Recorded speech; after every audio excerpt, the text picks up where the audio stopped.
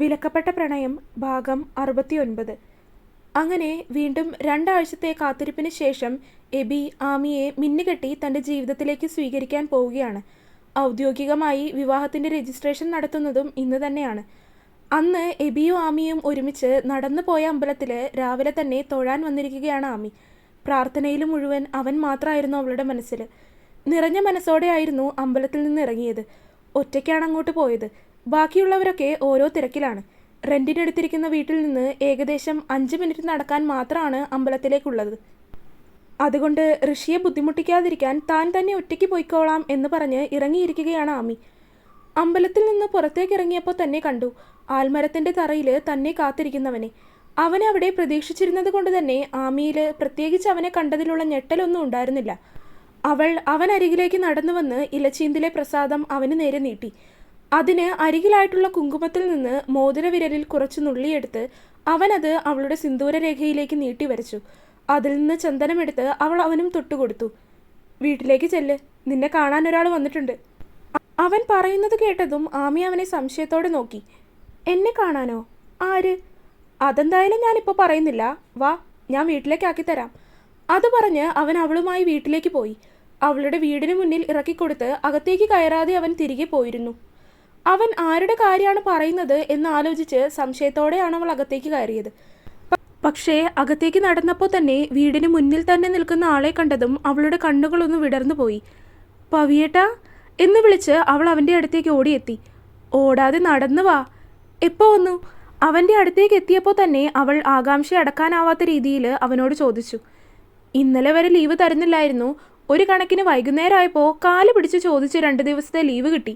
പിന്നെ ഒന്നും നോക്കിയില്ല, നേരെ ഇങ്ങോട്ട് പോന്നു. ഇളയമ്മയും ഭാമേച്ചിയും ഒക്കെ? പൊന്നു മോളെ, നല്ലൊരു ദിവസമായിട്ട് നീ എന്തിനാ വെറുതെ അവരുടെ കാര്യമൊക്കെ ആലോചിക്കുന്നത്? ഒരിക്കൽ അറിയാതെ എൻ്റെ നാവിൽ നിന്ന് നീ വിവാഹം കഴിക്കാൻ പോവുകയാണെന്ന് പറഞ്ഞപ്പോൾ മുതൽ തുടങ്ങിയ പ്രാക്കാണ്.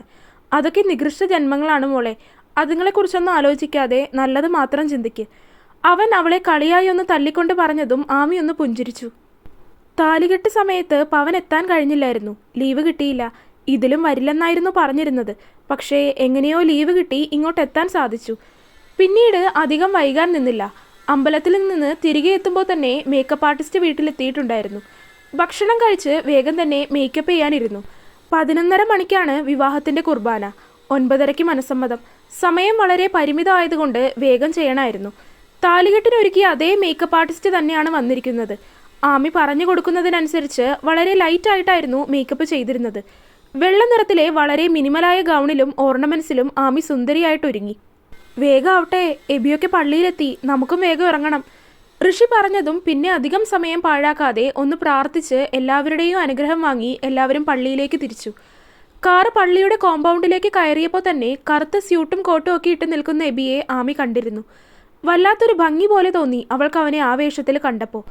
അല്ലെങ്കിലും നാടൻ വേഷത്തേക്കാൾ എബിക്ക് ഇങ്ങനെയുള്ള ഫോമലായിട്ടുള്ള ഡ്രസ്സൊക്കെ നന്നായിട്ട് ചേരും പോലെ തോന്നിയിട്ടുണ്ട് തനിക്ക്. ആമി അന്നേരം അവനെ അങ്ങനെ കണ്ടപ്പോൾ ഒന്ന് ഓർത്തുപോയി. ആരോ വന്ന് അവനോട് എന്തോ പറഞ്ഞതും അവൻ്റെ നോട്ടം താൻ വന്നിരിക്കുന്ന കാറിലേക്ക് വന്നെത്തിയത് ആമി കണ്ടിരുന്നു. പക്ഷേ അവന് തന്നെ അകത്തേക്ക് കാണാനാവില്ല. കാറ് പള്ളിയുടെ മുന്നിൽ കൊണ്ടുവന്ന് നിർത്തി. എബി ആകാംക്ഷയോടെ ഡോറ് തുറക്കാൻ തുടങ്ങിയപ്പോൾ തന്നെ ഫോട്ടോഗ്രാഫർ അങ്ങോട്ട് ഓടിയെത്തി. പിന്നീട് അങ്ങോട്ട് അവർ പറയുന്നത് പോലെയൊക്കെ പോസ് ചെയ്ത് എബി ആകെ വശം കെട്ടു. ഒടുവിൽ ഡോറ് തുറന്നു. ആമിയും അവനെ അടുത്ത് കാണാനുള്ള ആകാംക്ഷയിലായിരുന്നു. ഡോറ് തുറന്നപ്പോൾ തന്നെ 2 പേരുടെയും കണ്ണുകൾ ഒന്ന് കോർത്തു നിന്നു പോയി. എബിയുടെ കൈ പിടിച്ച് ആമി ഇറങ്ങി. എല്ലാവരുടെയും നോട്ടം ചേർന്ന് നിൽക്കുന്ന എബിയിലേക്കും ആമിയിലേക്കും വന്നു നിന്നു. പക്ഷേ അതൊന്നും ശ്രദ്ധിക്കാതെ അവർ പരസ്പരം നോക്കി നിൽക്കുന്ന തിരക്കിലായിരുന്നു എന്ന് മാത്രം. ഇരുവരും ഒരുമിച്ച് പള്ളിയിലേക്ക് കയറി. ആദ്യം മനസ്സമ്മതം.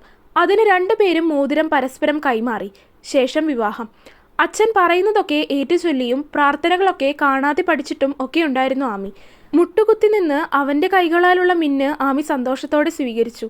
എന്തുകൊണ്ടോ ആ സമയം അവളുടെ കണ്ണുകൾ ഒന്ന് നിറഞ്ഞു പോയിരുന്നു. അതേ നിറഞ്ഞ കണ്ണുകളോടെ അവൾ എബിയെ ഒന്ന് നോക്കി. അവൻ്റെ കണ്ണുകളിലും ഒരു നീർത്തിളക്കം.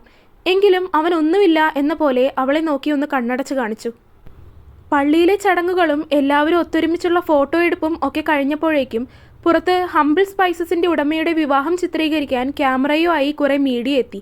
ഒരു കണക്കിന് എല്ലാവരെയും പറഞ്ഞൊതുക്കി തീർത്ത് നേരെ കൺവെൻഷൻ സെൻറ്ററിലേക്ക്. ഒരുപാട് ആളുകൾ ഉണ്ടായതുകൊണ്ട് തന്നെ നിന്ന് തിരിയാനുള്ള സമയം പോലും 2 പേർക്ക് അവിടെ ചെന്നിട്ട് കിട്ടിയിട്ടുണ്ടായിരുന്നില്ല. ചെറിയ രീതിയിലുള്ള പരിപാടിയാണ് ഉദ്ദേശിച്ചതെങ്കിലും വിളിച്ചു വന്നപ്പോൾ ആളുകൾ അല്പം ഒന്ന് കൂടിപ്പോയിട്ടുണ്ട്. ശരിക്കു പറഞ്ഞാൽ ആ നിമിഷം ആരെയും വിളിക്കാതെ കല്യാണം കഴിച്ചാൽ മതിയായിരുന്നു എന്ന് പോലും തോന്നിപ്പോയി രണ്ടുപേർക്കും. പരിപാടിയൊക്കെ കഴിഞ്ഞ് തിരികെ വീട്ടിലേക്ക് പോകാനുള്ള സമയം നോക്കിയപ്പോൾ വൈകിട്ട് 5 മണിയായിട്ടുണ്ട്. അതിന് തൊട്ടു മുൻപായിട്ടാണ് രണ്ടുപേരും ഭക്ഷണം കഴിച്ചതും. രണ്ടുപേർക്കും ആകെ മടുപ്പായി തോന്നി. രണ്ടുപേരും നിന്നപിടി നിന്ന് ആകെ ക്ഷീണിച്ചു പോയിട്ടുമുണ്ടായിരുന്നു. എങ്ങനെയെങ്കിലും ഒന്ന് വീട്ടിലേക്കെത്തി കട്ടിലിലേക്ക് നിവർന്നു കിടന്നാൽ മതി എന്ന് തോന്നിപ്പോയി. 5 മണിക്ക് നേരെ വീട്ടിലേക്ക്. മുത്തശ്ശി അപ്പോഴേക്കും മെഴുകുതിരിയും സ്വർണ്ണ കുരിശുമാലയും ഒക്കെയായി വീടിൻ്റെ ഉമ്മറത്ത് തന്നെ അവരെ കാത്തുന്നത് പോലെ നിൽക്കുന്നുണ്ടായിരുന്നു. വീട്ടിലേക്ക് കയറുന്നതിന് മുൻപ് എബി ആമിയെ ഒന്ന് നോക്കി. അവളുടെ ചുണ്ടുകളിൽ ഇപ്പോൾ നിറഞ്ഞ പുഞ്ചിരി. അത് കണ്ടപ്പോൾ എന്തുകൊണ്ടോ അവൻ്റെ ചുണ്ടുകളിലും അതേ പുഞ്ചിരി സ്ഥാനം പിടിച്ചു.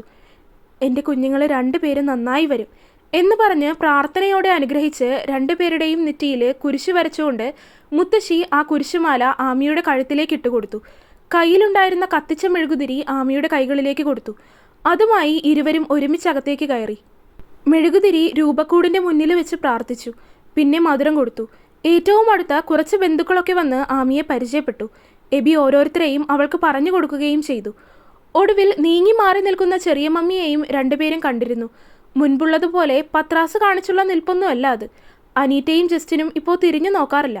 അവർ അമേരിക്കയിലുണ്ടായിരുന്ന ബിസിനസ്സൊക്കെ നിർത്തി ഇപ്പോൾ നാട്ടിൽ തന്നെ സെറ്റിലായി. ഇവരുടെ വീട്ടിൽ ഒറ്റയ്ക്കും. എല്ലാവരും വന്ന് സംസാരിച്ചു കഴിഞ്ഞ് തിരക്കൊഴിഞ്ഞപ്പോൾ ചെറിയ മമ്മി അവരുടെ അടുത്തേക്ക് വന്നു. ചെറിയ മമ്മിയോട് രണ്ടുപേരും പൊറുക്കണം. അത്രമാത്രം പറഞ്ഞ് മുന്നിലിരുന്നിരുന്ന പ്ലേറ്റിൽ നിന്ന് ഒരു ലഡു എടുത്ത് അത് രണ്ടുപേർക്കുമായിട്ട് അവർ നീട്ടി. ഇത്ര നാളും അവർ തന്നോട് സ്നേഹത്തോടെ സംസാരിക്കുമ്പോൾ അതിലൊരു ആത്മാർത്ഥതയില്ലാത്തതുപോലെയൊക്കെ എബിക്ക് തോന്നാറുണ്ടായിരുന്നു. പക്ഷേ ഇപ്പോൾ എന്തോ അവരുടെ ആ സംസാരത്തിൽ ഒരു നന്മയുള്ളതുപോലെ തോന്നി എബിക്ക്. അതുകൊണ്ട് അവർ നീട്ടിയത് നിഷേധിച്ചില്ല. രണ്ടുപേരും അത് വാങ്ങി കഴിക്കുക തന്നെ ചെയ്തു. സാരമില്ല എന്ന രീതിയിൽ അവരെ നോക്കി ഒന്ന് പുഞ്ചിരിക്കുകയും ചെയ്തു.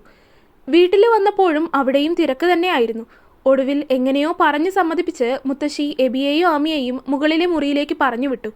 മുകളിലേക്ക് കയറിയപ്പോൾ എബി ആമിയുടെ കയ്യിൽ പിടിച്ചു. ഗൗൺ ഇട്ടതുകൊണ്ട് തന്നെ അവൾക്ക് മുകളിലേക്ക് കയറാൻ നല്ല പ്രയാസമുണ്ടായിരുന്നു. അതും അവൾക്ക് ഒതുക്കി പിടിച്ചൊക്കെ കൊടുക്കുന്നുണ്ട്.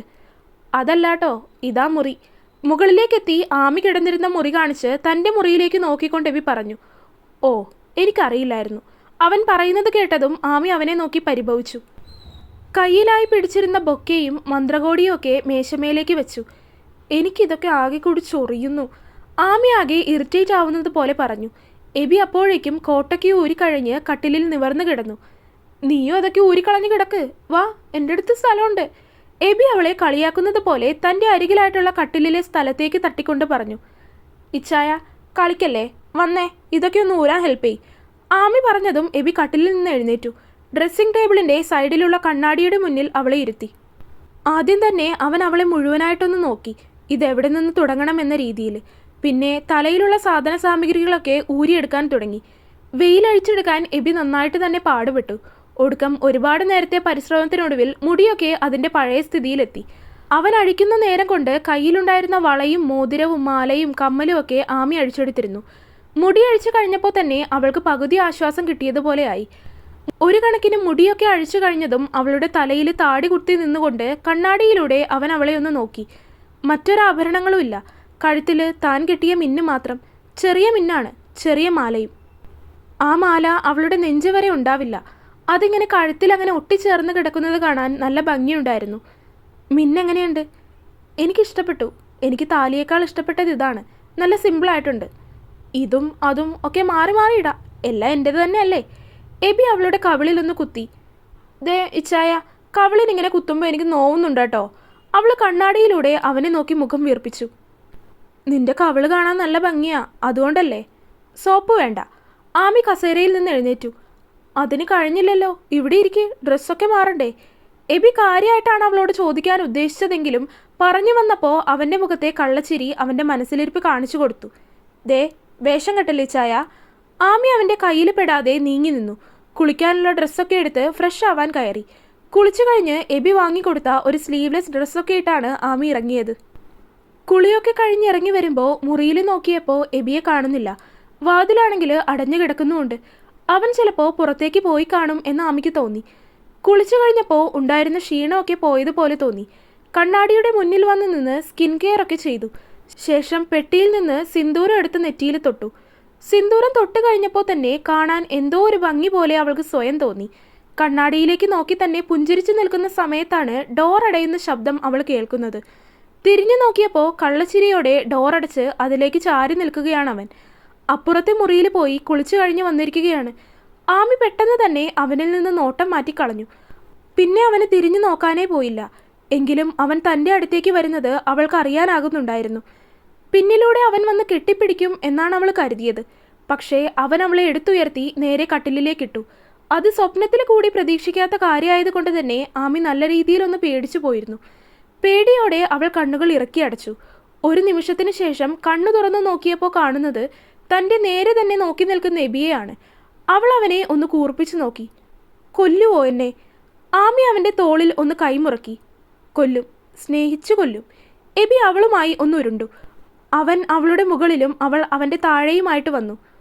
ഉറക്കം വരുന്നുണ്ടോ? അവളുടെ മുന്നിലേക്ക് വീണ് കിടക്കുന്ന മുടി പിന്നിലേക്ക് ഒതുക്കി വെച്ച് കൊടുത്തുകൊണ്ട് എബി ചോദിച്ചതും ആമി വരുന്നുണ്ടെന്ന രീതിയിൽ തലയാട്ടി. എങ്കിലും ഉറങ്ങിക്കോ.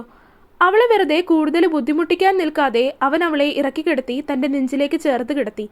തലയിലൂടെ തലോടിക്കൊണ്ടിരുന്നു. അവൻ്റെ നെഞ്ചിൻ്റെ ചൂടിൽ കിടന്ന് അവൾ പതിയെ ഉറങ്ങിപ്പോയിരുന്നു. തുടരും. അപ്പോൾ വീഡിയോ കണ്ടവരെല്ലാവരും വീഡിയോ ലൈക്ക് ചെയ്യുക. നിങ്ങളുടെ അഭിപ്രായങ്ങൾ എന്തായാലും അത് കമൻറ്റായിട്ട് അറിയിക്കുക. ചാനൽ സബ്സ്ക്രൈബ് ചെയ്യാത്തവരുണ്ടെങ്കിൽ സബ്സ്ക്രൈബ് ചെയ്യുക. അടുത്ത പാർട്ടായിട്ട് നാളെ വരാട്ടോ. ബൈ.